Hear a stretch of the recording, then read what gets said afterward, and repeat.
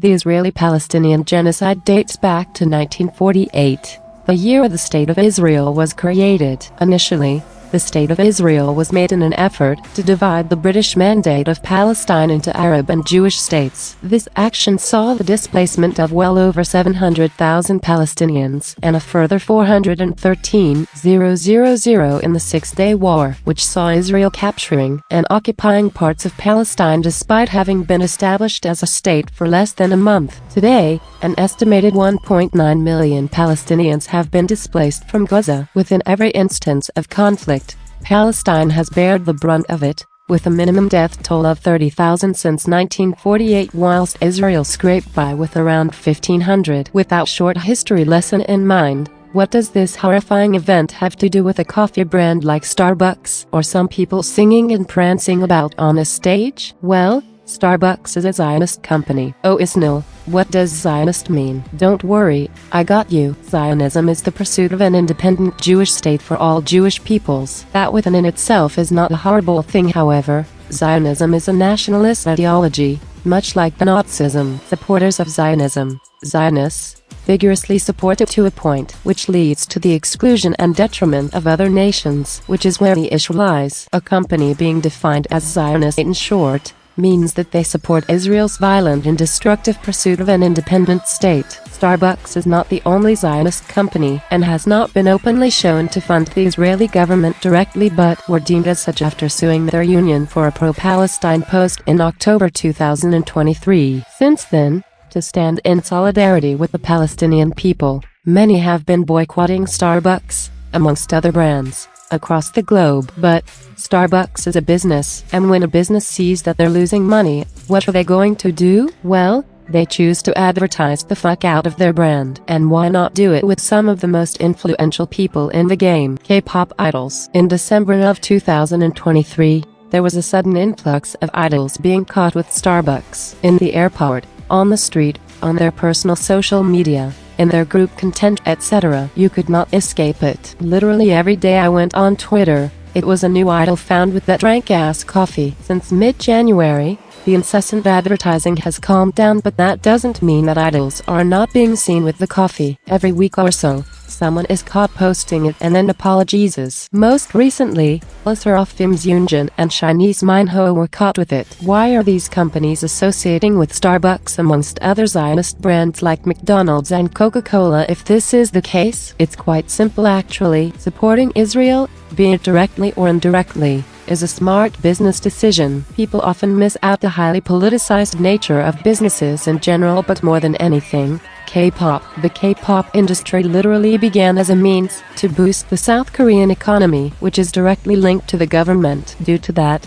any major moral standing that the Korean government has on an issue will be supported by K-pop companies, because they could easily get blacklisted and such for opposing the government's ideals. Despite this, there's no doubt that K-pop companies have a significant influence in Korea, meaning that if they all banded together against the government, there'd be no other option but for them to give in. But they won't do that for one very simple reason. They are businesses above all else, and where there is money to be made, they will be there. There's this idea of, if say, Happy doesn't take this Starbucks sponsorship, then it'll just be taken up by SM, and they don't want that. It's sad and honestly heartbreaking that these companies are valuing money over innocent people's lives, but this is just a demonstration of capitalism in full effect. Money will always mean more than what's right. Luckily, some idols have deleted their posts, including such brands, apologized or flat out opposed these brands before any controversy. Giselle deleted her McDonald's post, Junie deleted her Starbucks post and apologized, and for two has flat out opposed at books. Yunjin tried to take the Junie route and apologized, but it was shit, like really shit. So for the final part of this video,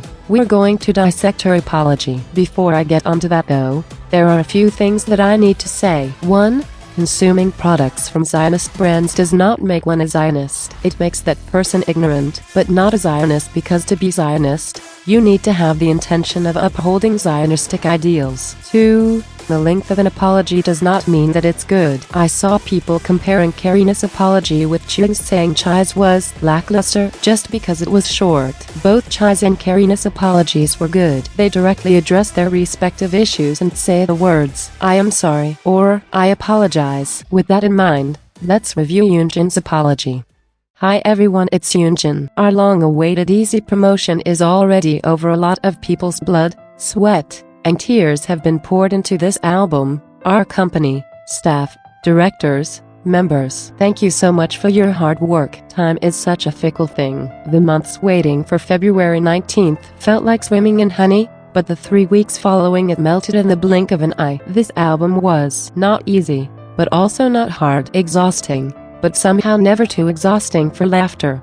Gratifying but also deeply humbling. But I noticed that Fernet's voices have gotten a lot louder. Amidst gratitude, I also strangely saw myself in you all. At the beginning of our debut, I was very shy, and remember often lowering my voice in fear of being intrusive and unpleasant to those around me. Not to say I am now completely free of that anxiety, but I suppose when we exchange good influences, even our voices can grow together like this, in our own space, at our own pace, so that we can shout out a more proud name when we meet again. I am still so lacking and have so much to learn. I am worlds away from understanding this one world. I will make countless mistakes and countless redemptions, yet I know that proficiency and perfection will stay a lifelong battle. Still, I want to keep trying, falling, and getting back on my feet. And, although there are things I can and cannot say, I also want to share this process with you. That way, when you stumble, you too can find the courage to stand up again. And perhaps in the future we both will have grown into the version of us of which we dream. Man, I'm writing this like we're not seeing each other again. But you know it's not like that, right? Laugh out loud. I'll see you soon. Quaz, like you, we are everywhere and anywhere. With love, Yunjin. That girl said everything and nothing at the exact same time. It's an art, really. Let's dissect this apology chunk by chunk. She spends the first half of the post talking about the promotions of the Easy album, and I am maybe as real can be. Nobody give a fuck. She knows that is not why everyone is there. They are there to see her address her Starbucks situation. In this next chunk, she compares herself to us, essentially saying that thanks to our reproaches, she can improve herself as an idol and person for next comeback. In the third chunk, Yunjin tells us that she's imperfect and so she will make more mistakes and will basically never be perfect, but she's still going to try and that she wants to assist us on our journey to the same. X-fucking-kiss me. We are not the ones who have been told countless times to not support Zionist brands and who pretended to understand that fact before doing it. In the final chunk, she just says her farewell. I also do not care about that bit. Let's focus on the middle. Throughout the entire apology, she does not directly address the subject of controversy. Say words along the lines of, sorry, keep the apology to the people involved. She doesn't mention Starbucks once. She never says sorry, and she continues to deflect and compare her situation to ours. Her apology would have been more widely accepted if she hadn't deleted a post she'd uploaded, once again involving Starbucks amid the controversy towards other idols. It's just honestly so disheartening, and I am sick and tired of seeing it. That's why I'd like to suggest something. A boycott of the big 4, 5, HIB, SM, JYP, and an email and hashtag campaign throughout the entire month of April. This will be in an effort to place pressure on the companies to stop associating their idols with such companies, and is quite a strategic month. Baby Monster is having their OT7 debut on the 1st, and both New Jeans and Text are expected to have comebacks at some point that month. If we can allow these comebacks to tank in some way, the companies will be forced to listen in an effort to not lose more money. If anyone is willing to help write an email for the email campaign, please let me know and share this picture on the screen across all social media platforms to help spread the word. Thank you and goodbye.